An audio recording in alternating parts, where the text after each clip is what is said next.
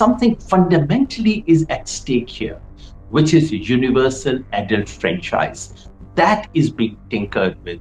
The architecture of universal adult franchise, which is the very foundation of the Constitution, is being overturned. And I say with all seriousness, Karan, and I'm happy to be held accountable for this, no less than 1/4 of the forms that have been filled in Bihar are fake, in that people have not filled it. No one gave them forms. They did not fill it. No one received it from them. All this was paperwork done by BLOs sitting at their home. Which means that this whole exercise is a farce. It is fraudulent. This is one more step in the erasure of democratic practices in this country. This is erasure of the universality of universal adult franchise. What are the adjectives you would use to describe this situation?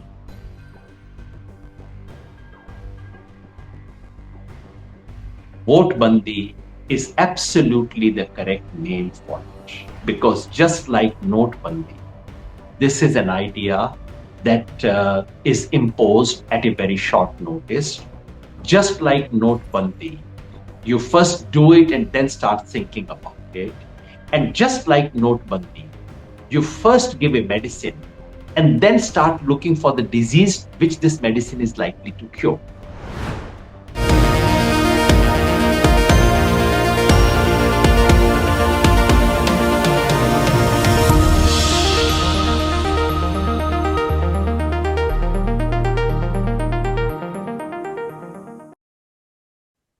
Hello and welcome to a special interview for The Wire. Serious, if not damaging, questions are increasingly being asked about the special intensive revision of the electoral rolls that is presently underway in Bihar. Is it in fact a revision, or is it an attempt to create an altogether new voters list? At this stage, does the Election Commission have the right to question the citizenship of people who are already enrolled or seek to be enrolled? And apart from that, how efficiently and effectively is the exercise being done? Those are three of the many issues I shall raise today with someone who's taken a firm and outspoken stand on the issue. He's the National Convener of the Bharat Jodo Abhiyan, Yogendra Yadav. Yogendra Yadav, let me start by trying to understand the special intensive revision of the electoral rolls that is presently underway in Bihar. In your eyes, is it really a revision of the rolls, or is it an attempt to create an altogether new voters list?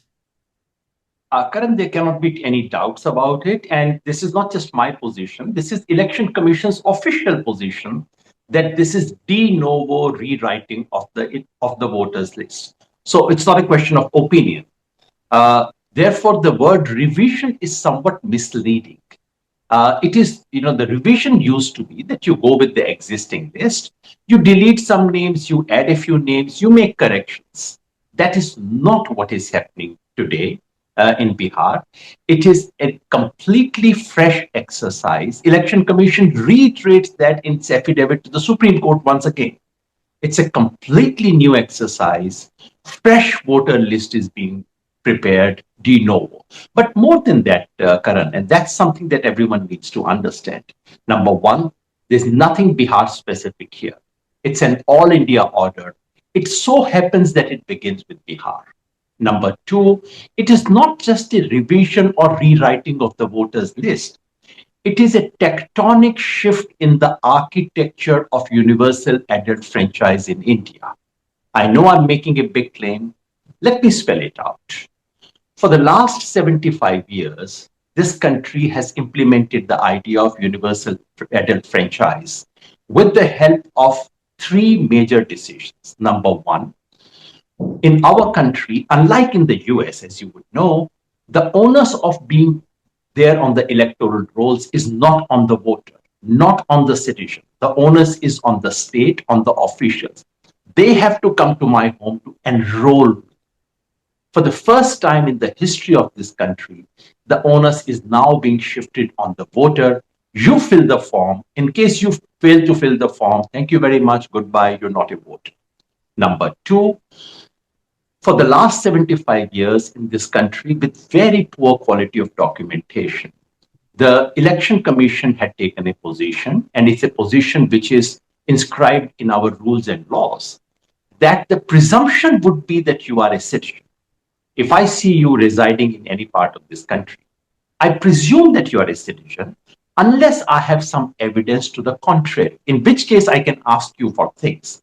I can ask you to prove. Otherwise, the presumption is that you are an Indian citizen. For the first time in the history of this country, the presumption is being overturned. Now the question is, Karan Thapar, I don't know if you are an Indian citizen. Please prove. For the first time in the history of this country, people are being asked to produce documents to show that they are citizens. And Karan, finally, for the first time, standard practices and protocols followed for the last 75 years by Election Commission, encoded in its rules, in its handbook, which was about inclusiveness, which was about incorporation.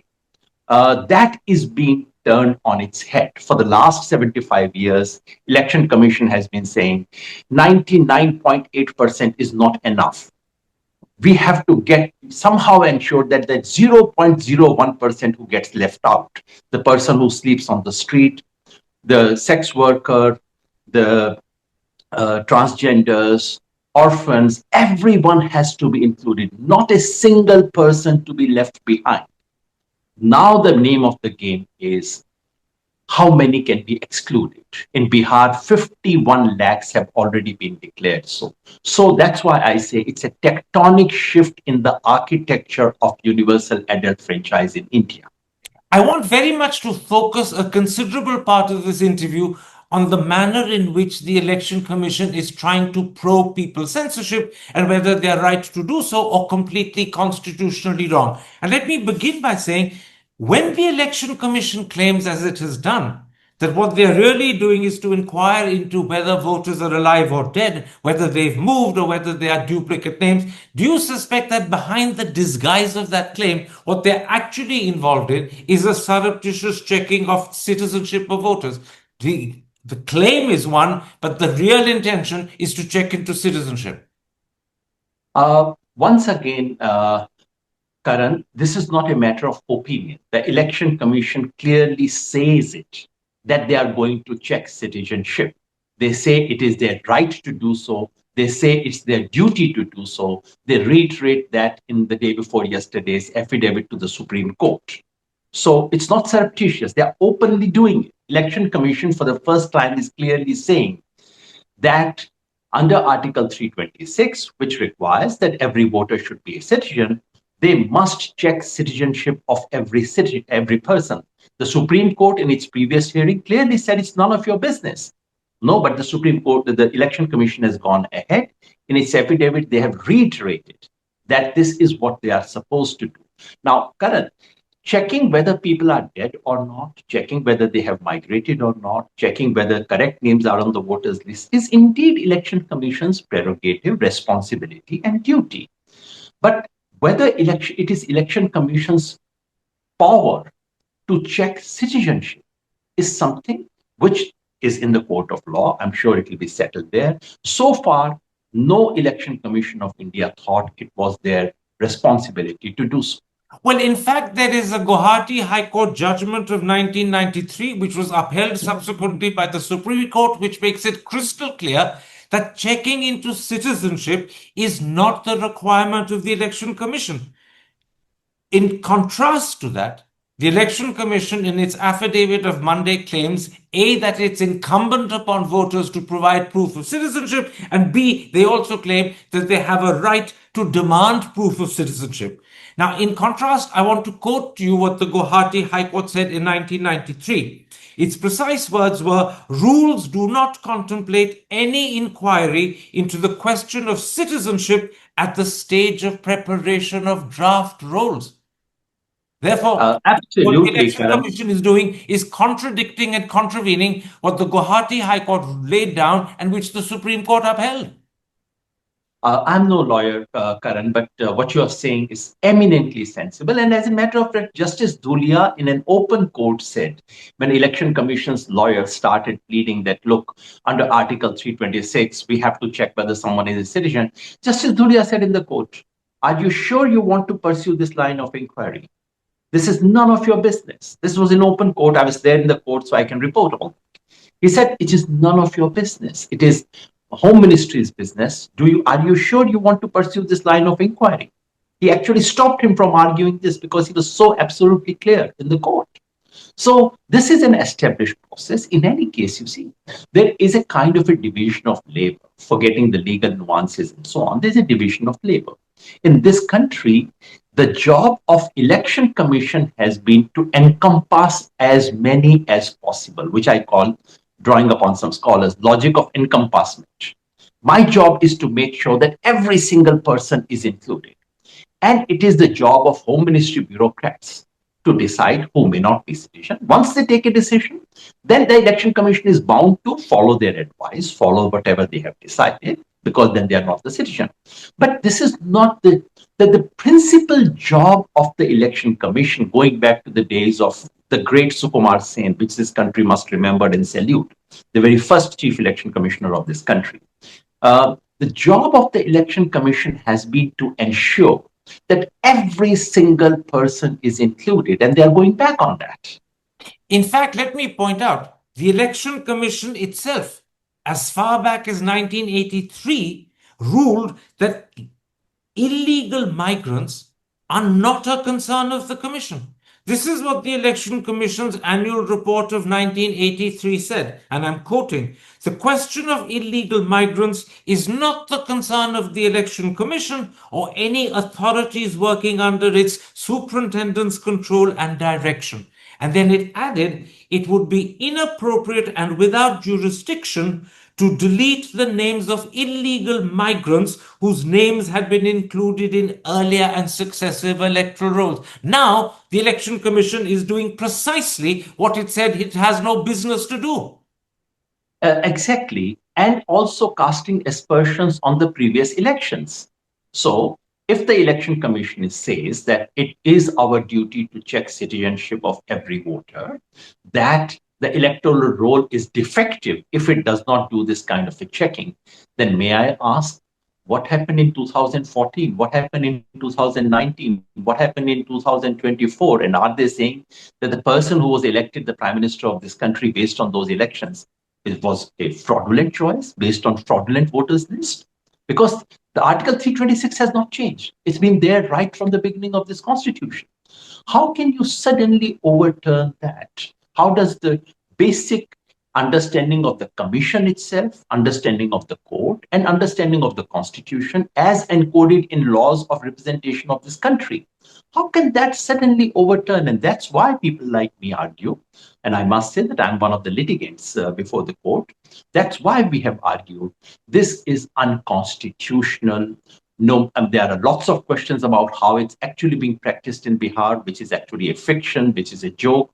But apart from the practical questions, and fundamentally, this is anti-constitutional. Absolutely. So can I sum up this section of the interview by saying that what the Election Commission is attempting to do by inquiring into the citizenship of voters or people already enrolled on voters list is A, it's exceeding its own powers.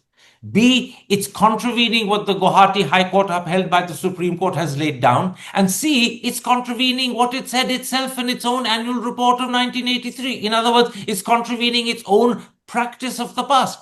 On all three counts, it's guilty of transgression. Indeed, and as I said right in the beginning, this is so.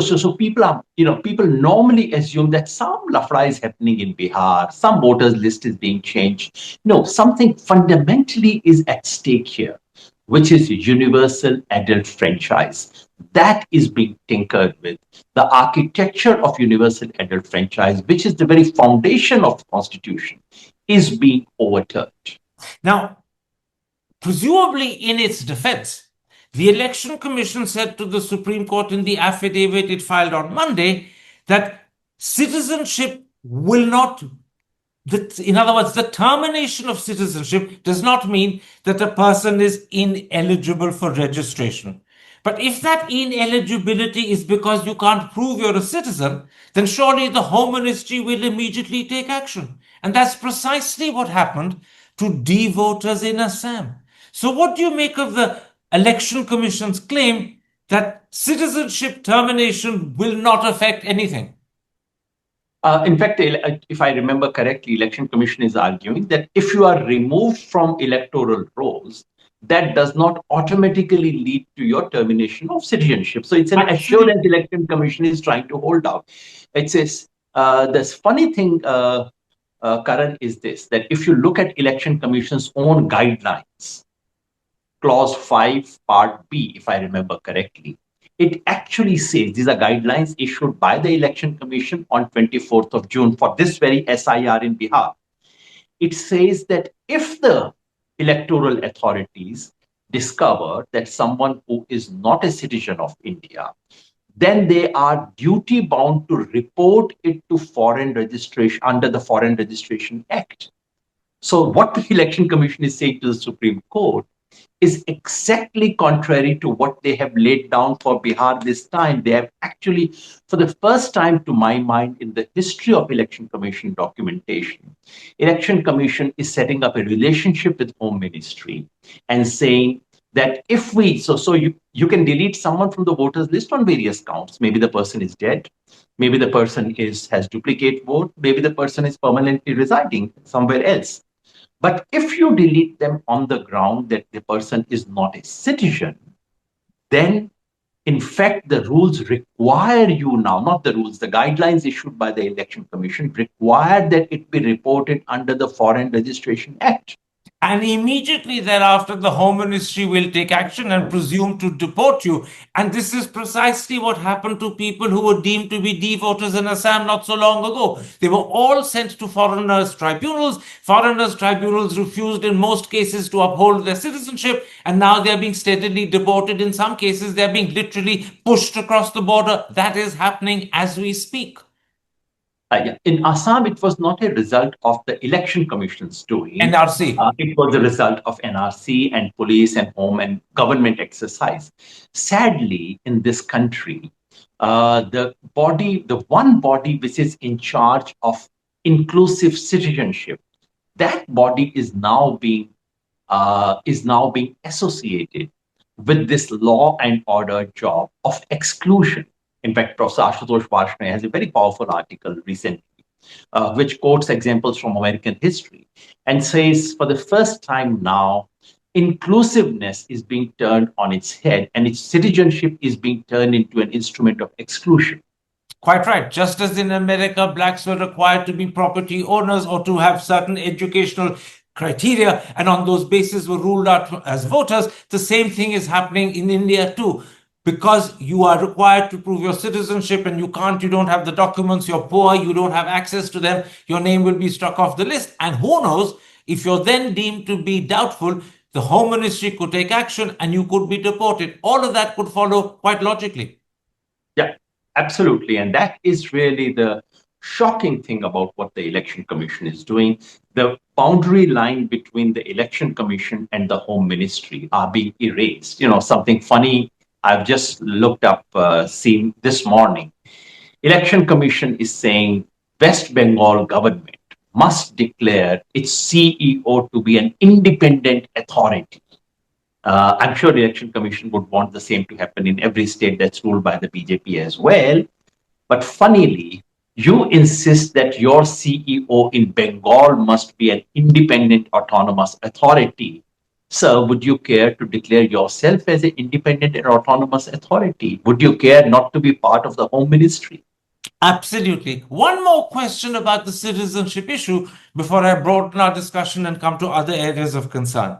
According to the Hindu of the 14th of July, the Election Commission has told the paper that they found a large number of people from Nepal, Bangladesh, and Myanmar during the recent special intensive revision.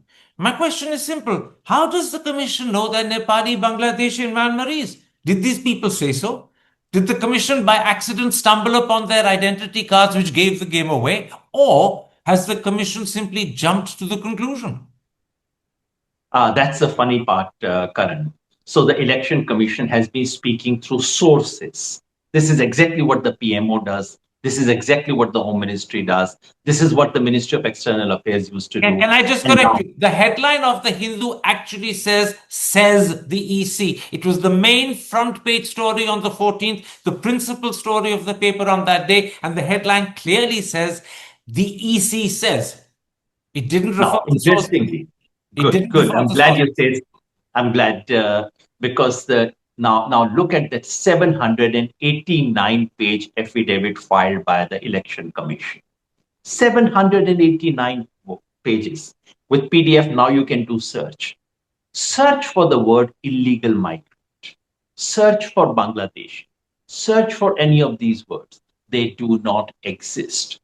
So, on paper, when they have to go on an affidavit to the Supreme Court and when they know they can be punished for saying something which is silly, stupid, or wrong, they do not utter a word. All this is for public consumption. Election Commission has not said in the objectives of the exercise, they do not mention the word illegal migrant.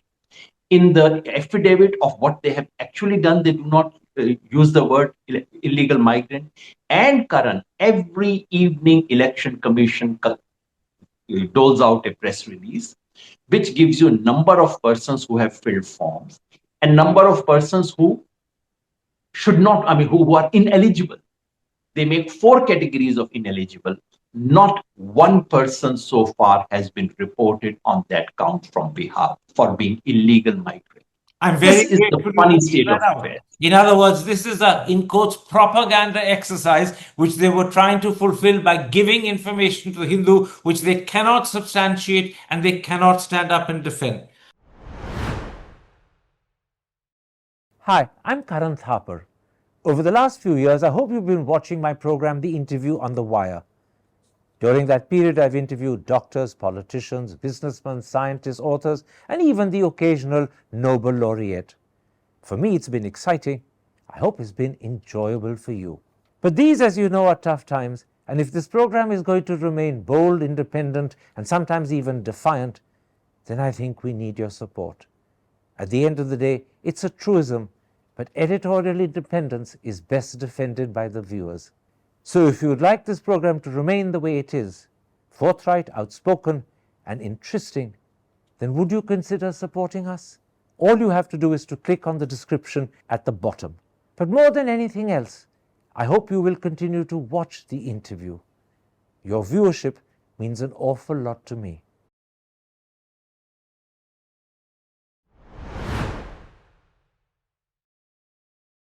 Let's then at this point come to the second big issue, the timing of this special intensive revision. Is it proper that it should be conducted just 4 months before elections are due? In 2003, when allegedly the last special intensive revision was done, it was held 2 years before assembly elections, not just 4 months in advance. Exactly, Karan. Just one minor correction. Special intensive revision has never taken place in the history of this country for the simple fact that it does not exist in law. The word intensive revision exists. The word special revision exists. Special intensive revision is a new word coined by Election Commission for very, very special purposes. But anyway, forget it. The intensive revision that took place in Bihar in 2003, number one, was nothing of the kind that it is happening now. No forms were required. No affidavits or any formal documents were required. In other words, it was a much lighter and simpler exercise. In 2003, they were simply required to go home to home, check the names, rewrite the same name if it is correct, or change the spellings or make any corrections and come back. That exercise, as you rightly said, took place 1 year before the Lok Sabha election. The exercise, everyone, because in media now they say it took only 31 days. No, sir. It was advertised several months before that. There was 1 month of preparation leading up to that. And mind you, this time there was only 12 hours of preparation. 1 month of preparation, followed by this exercise, which was only about going house to house. no documents, no pro forma to be fulfilled, nothing to be uploaded. Uploading took months and months after that. So, number one, there's no parallel to 2003. Number two, this exercise is particularly odd, Karan, coming, and this is something which Justice Bagchi asked in the Supreme Court. He said, all right, assuming they want to do, assuming you have the power, assuming that you need to do it, why not detach it from Bihar election? Do it over the next 1 year, take your time and implement in the next election. What's the hurry? Why are you connecting it to the election? It has this exercise of rewriting the electoral rolls just 4 months before elections has never happened in the history of this country. And that too, Karan, Bihar. You've been to Bihar. Everyone who's been to Bihar knows that this is perhaps the most difficult state in the country to carry something like this. And not to forget the fact that this is monsoon. Bihar has floods. Bihar floods are not ordinary floods of the kind that some cities occasionally see. In Bihar, flood means villages are wiped out every year. Villages are completely wiped out in that Bihar. And this is also in the areas that do not see floods. This is also the area time for sowing of the next crop. I cannot believe that election commission did not know all these things because these are all part of the regular calendar activities of election commission. Having known all this, for election commission to announce something like this gives rise to suspicion, especially in view of the fact that 25 days before the election commission announced such a grand move, election commission itself does not seem to have known it because on 30th of May, if you check, the media carries a report about the Chief Election Commission coming up with 21 new initiatives for overhauling of the electoral process. And Karan, would you believe it?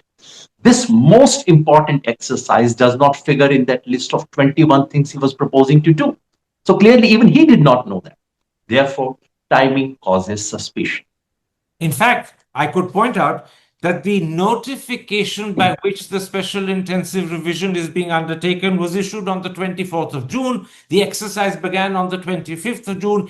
There was just 24 hours, or as you put it earlier, maybe just 12 hours lead time to prepare. Clearly, the Election Commission and its own machinery couldn't have been ready in 12 hours for this.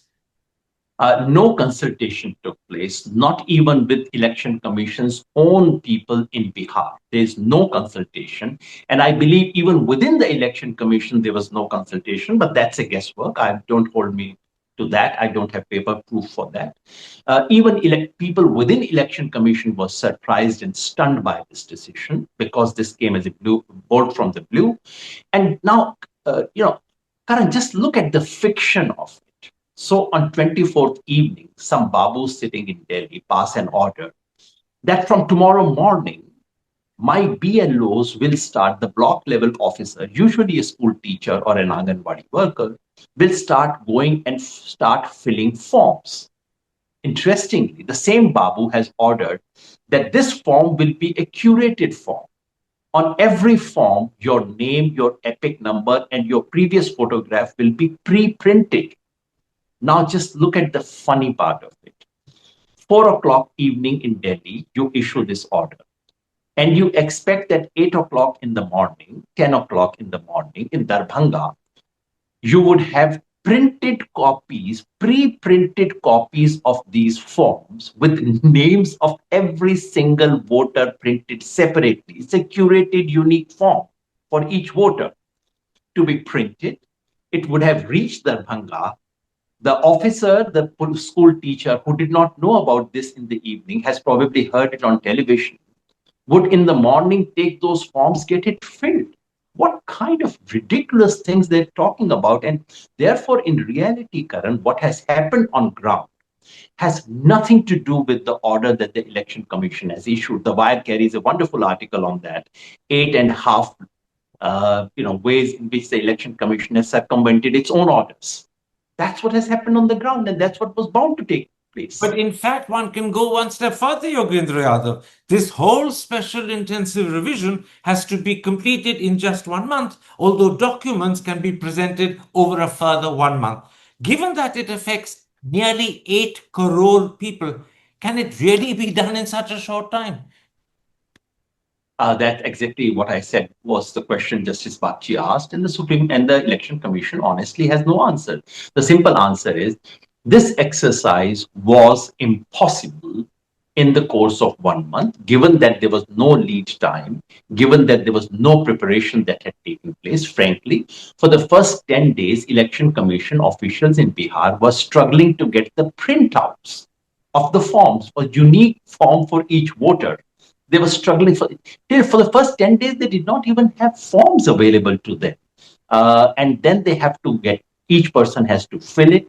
Just remember the kind of things that have to be done in the first 1 month. So the fiction of Election Commission says this, that each BLO would have a unique form for each voter, be in duplicate. The BLO will go to the voter's house, hand those two forms to them, say, "Aap isko bhar dijiye, I'll come back after a few days," and then collect one copy. And on the second copy, the BLO will give them a receipt to say, "This is exactly the document I have received from you." BLO will take it to himself and then upload and give his own remarks and then upload it. All this was to happen within 1 month. In reality, as I said, this was impossible. So, what has happened on the ground is this. Number one, most BLOs have not gone to the homes of the people. People have gone to the homes of BLOs, but that's a small thing. Number two, duplicate copies have not been given anywhere except in the first few days when duplicate copies were supplied. Election Commission actually stopped giving duplicate copies. They could not print so many things. Printing was an issue. In fact, And Yogendra Yadav, it's even worse. The Hindu reported on the 16th that in parts of Patna, enumeration forms are not being handed out by BLOs, but they're being handed out by what are described by the paper as municipal sweepers, who are not just handing them out, but also collecting them. And when the paper contacted the booth level officer of that part of Patna, a lady called Manju Devi, all she could say is, "I do not know." And literally a couple of days later, Ajit Anjum has uploaded a video which clearly shows that Patna forms are being uploaded, even though voters who allegedly are supposed to have filled them have not filled them and know nothing about them. And yet those forms in their names are being uploaded. And when the BLO in this instance was asked what is happening, the BLO also said, "I know nothing about it." Both those instances, one from the Hindu, one by Ajit Anjum, clearly do not inspire one with confidence.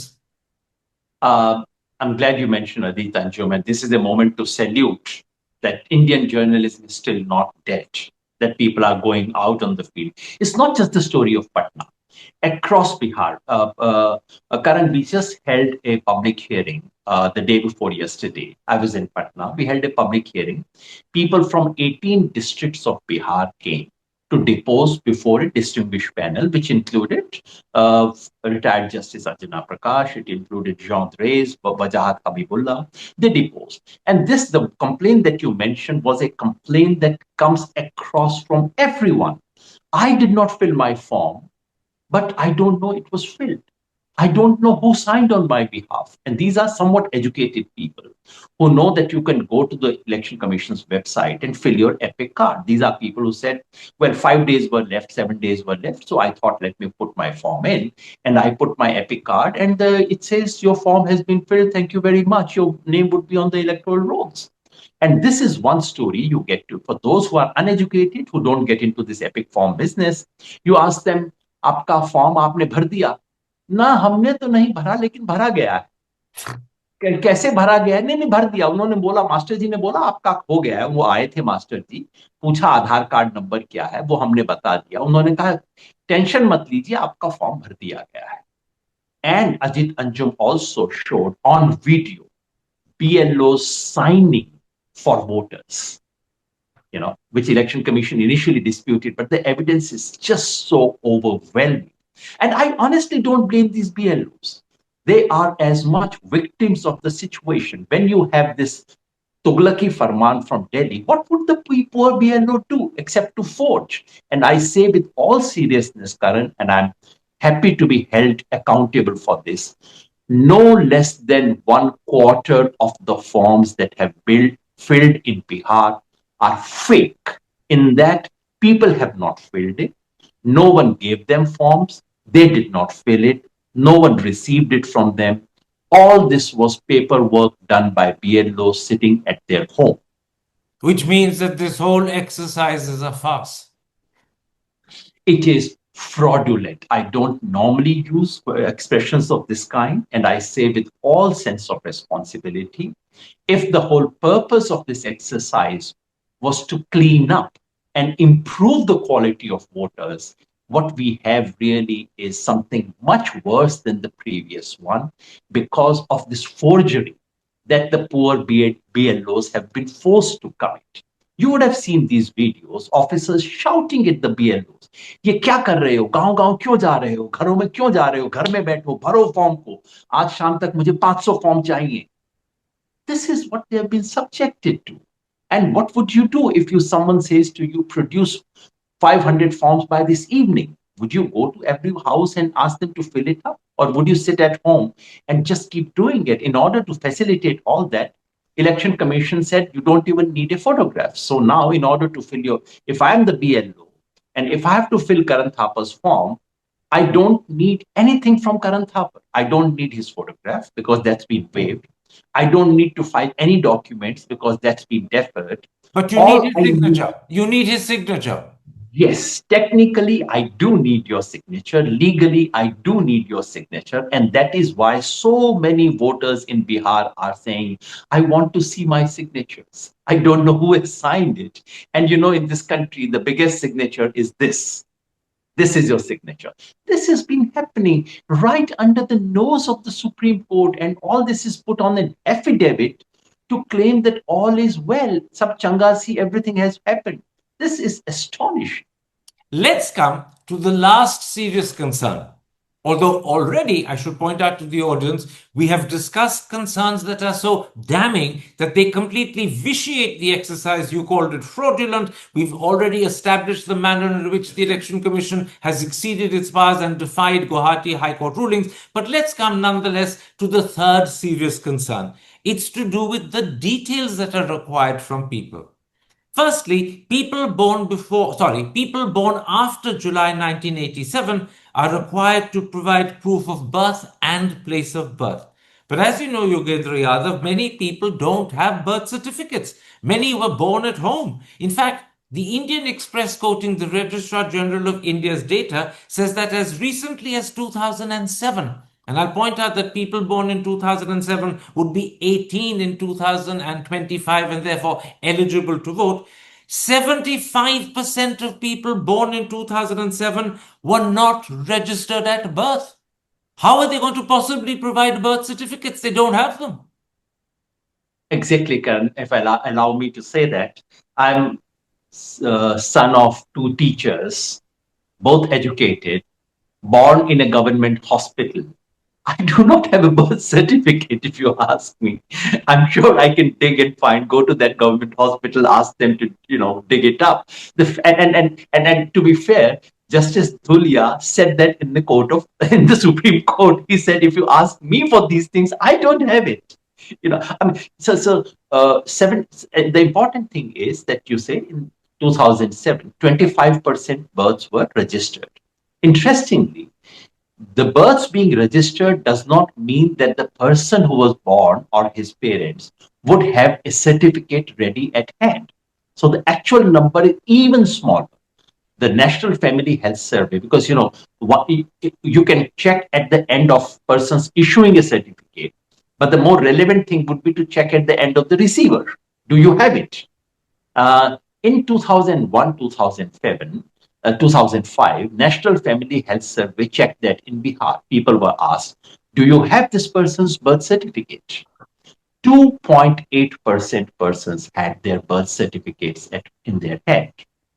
This is the state of affairs. The 11 documents that the Election Commission of India has asked, most of these documents are things that people don't possess. I know the Election Commission in its latest affidavit has given this some astronomical and comical figures, but we'll deal with that in the court of law. All I would do is to present you with a very simple evidence. If Election Commission has claimed in the affidavit that these certificates are so easily available that every household will have, every person should have at least 2 to 3 of these certificates. Now I present you with a simple thing. For the last 1 month in Bihar, there is a crazy rush to get caste certificate or domicile certificate, what is called Awas Pramana Patra in Bihar. Lakhs of applications have been filed. DMs have officially said we cannot cope with this rush. Sorry, we will not handle these many applications. Why? If people have these certificates that Election Commission says they do, are they mad to go and try and apply for these certificates? In our Jan Sunwai, this woman, Asha Devi, who came from Araria in Bihar, said that she was asked to give her photograph and she was asked for a certificate. She asked around what was the way of getting it. She had to go out and get it. So she sold the ration ka chawal that she had at home, the only thing she had at home. She sold it, got 100 rupees, went to the town, got that, applied for that certificate, which she hasn't got yet, incidentally. Are they mad to go after these things if people already have these certificates? Do we not know what are the certificates Election Commission is asking for? Passport, government employees ID, your documents, bank account details, bank accounts, passbook, etc.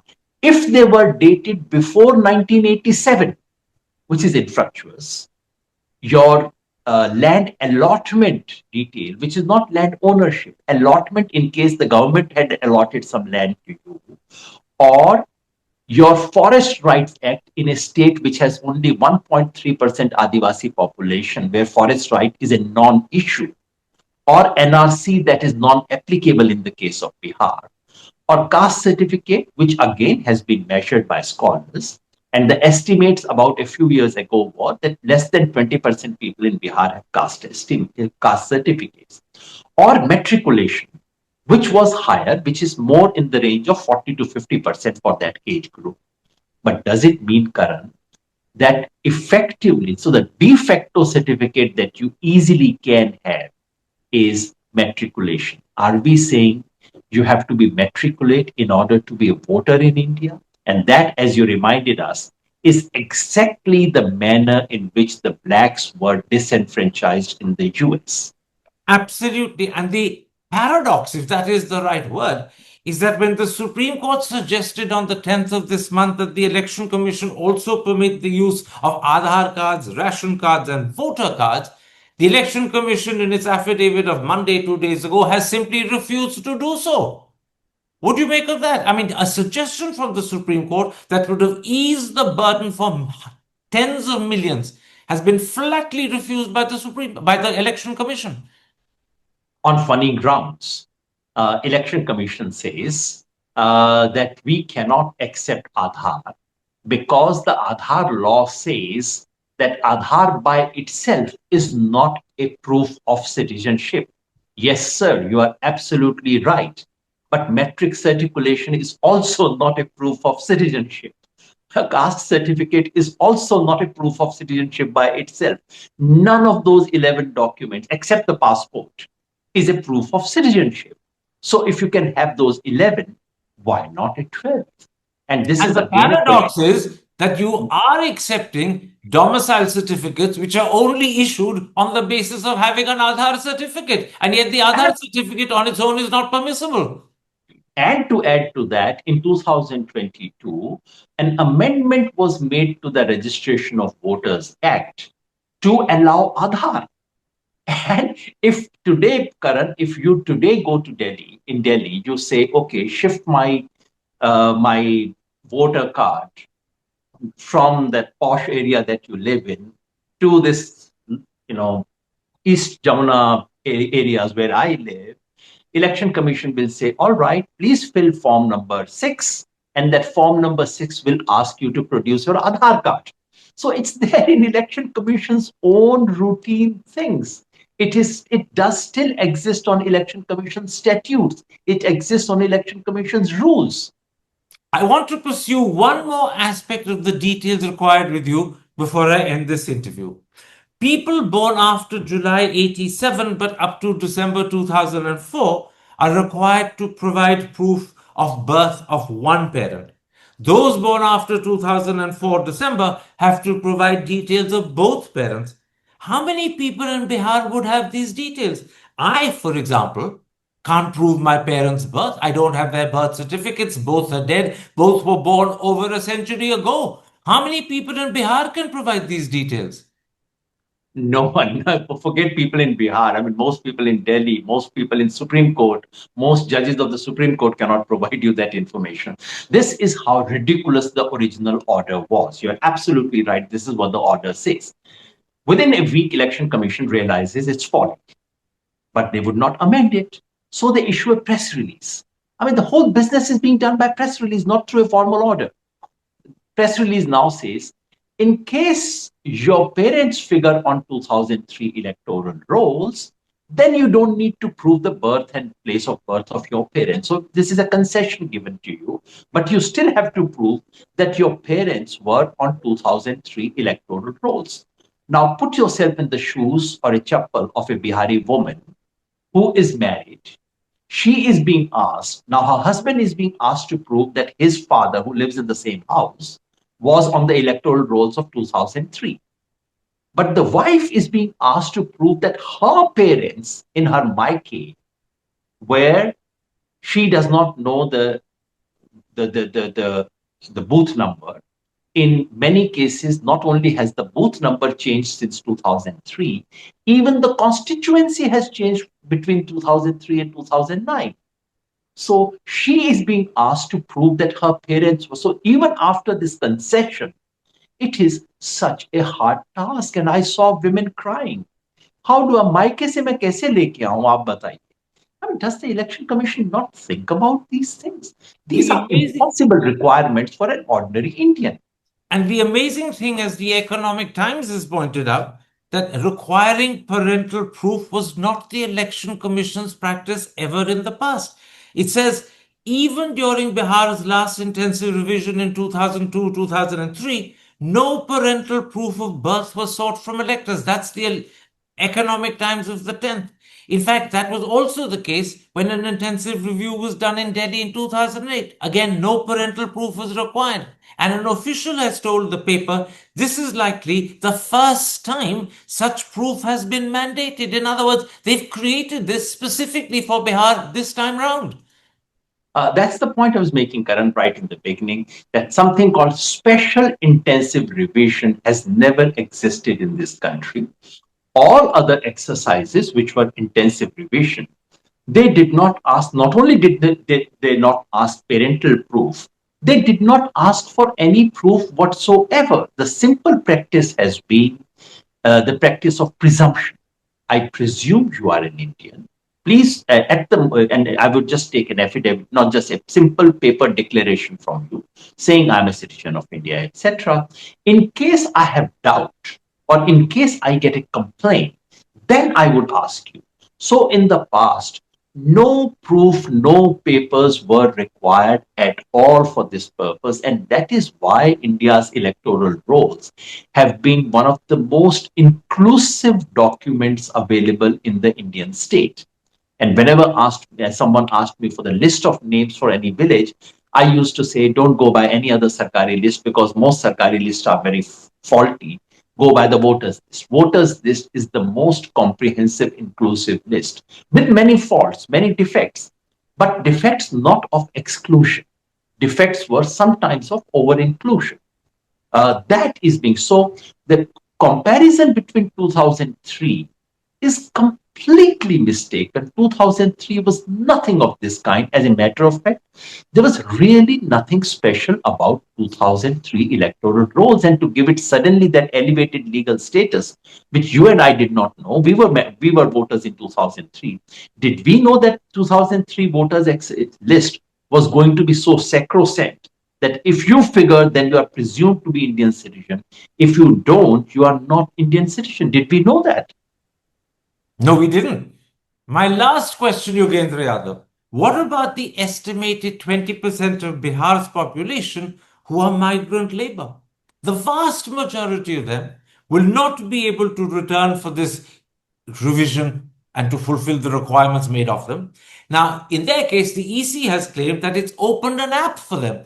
But how many rural laborers and how many construction workers will be able to use this app? And today's Indian Express has a lengthy article about how up to 15-20% of migrant workers in a variety of different constituencies in Bihar will be left off the rolls because they've been unable to return, and they can't return because they depend on their daily jobs. They can't give them up to go back.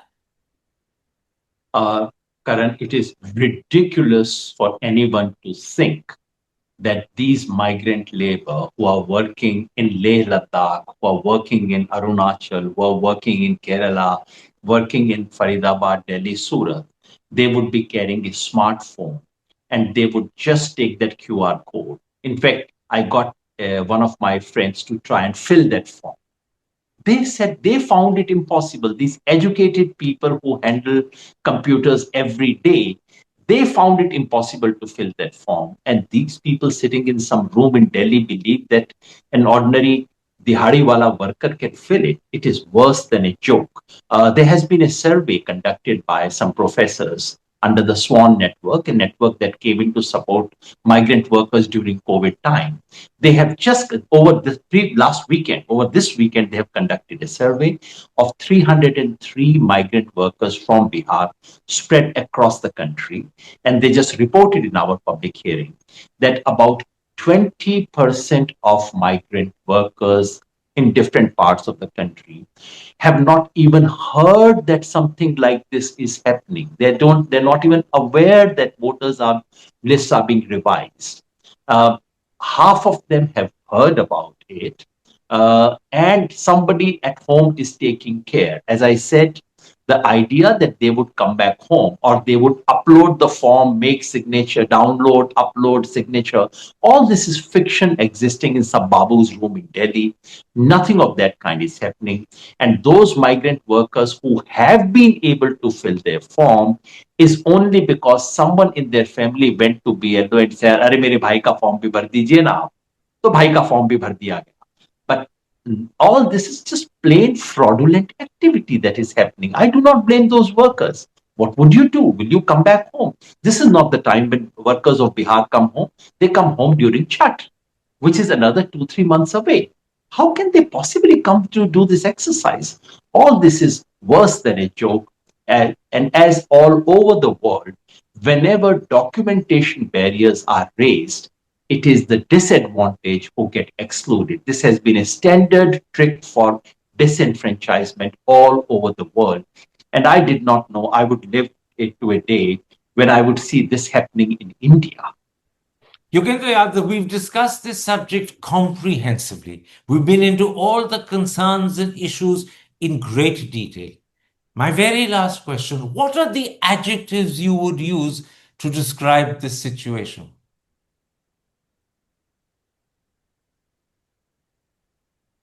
Votebandi is absolutely the correct name for it, because just like Notebandi, this is an idea that is imposed at a very short notice. Just like Notebandi, you first do it and then start thinking about it. And just like Notebandi, you first give a medicine and then start looking for the disease which this medicine is likely to cure. You would have noticed that election commission every second day comes up with a new rationale, some fake, some half truths, duplicate voters will be eliminated, which has nothing to do with this at all. So it is a classic exercise of that kind. This is one more step in the erasure of democratic practices in this country. This is erasure of the universality of universal adult franchise. So it's an abomination. You could use stronger adjectives. Your English is much better than mine. Please, any strong adjectives. But as someone who has lived in this country, as someone who traveled around used to give lectures holding Indian elections as a kind of a model to the rest of the world, as someone who spoke on behalf of the Election Commission of India on its 50th anniversary to election commissioners of at least 50 countries who had gathered in India at that point, and who spoke to them about the virtues and the beauty of the Indian model of election, I can only hang my head in shame. Yogendra Yadav, thank you very much for the time you've given me, and in particular, thank you for analyzing all the different troubling, worrying aspects of this special intensive revision. Take care, stay safe. Hi, I'm Karan Thapar. Over the last few years, I hope you've been watching my program, The Interview on the Wire. During that period, I've interviewed doctors, politicians, businessmen, scientists, authors, and even the occasional Nobel laureate. For me, it's been exciting. I hope it's been enjoyable for you. But these, as you know, are tough times, and if this program is going to remain bold, independent, and sometimes even defiant, then I think we need your support. At the end of the day, it's a truism, but editorial independence is best defended by the viewers. So if you would like this program to remain the way it is, forthright, outspoken, and interesting, then would you consider supporting us? All you have to do is to click on the description at the bottom. But more than anything else, I hope you will continue to watch the interview. Your viewership means an awful lot to me.